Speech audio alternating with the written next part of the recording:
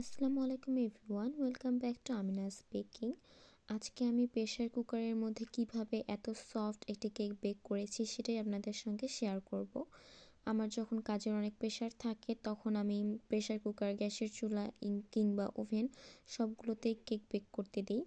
তো এখানে প্রথমত আপনারা একটা প্রেশার কুকার নিয়ে নেবেন এবং প্রেশার কুকারে দুভাবে কেকটা বেক করা যায়।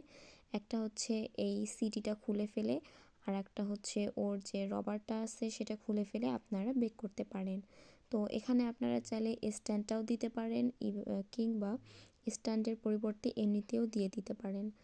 তারপর প্রেশার কুকারের ঢাকনাটা সুন্দরভাবে লাগিয়ে আপনারা চুলার মিডিয়াম আছে কেকটা 10 থেকে 15 মিনিট বেক করে নেবেন। আপনাদের কেকের ম্যারাং অনুযায়ী আসলে টাইমটা নির্ভর করবে যে আপনারা কতক্ষণ বেক করবেন। তো এটা আমি 15 মিনিট পরে ঢাকনাটা খুলে চেক করে নিয়েছি যে কেকটা হয়েছে কিনা। তো আমি কেকটা দেখেছিলাম যে হয়েছে, তারপর আমি কেকটাকে নামিয়ে নিয়েছি। কেকটা দেখেই বুঝতে পারছেন যে কেকটা কত ভালোভাবে বেক হয়েছে এবং কেকটা দেখেন কতটা সফট এবং স্পঞ্জ হয়েছে। তো আজকের ভিডিওটা এ পর্যন্ত। এই ভিডিওটা দেখার জন্য ধন্যবাদ। আল্লাহ হাফেজ।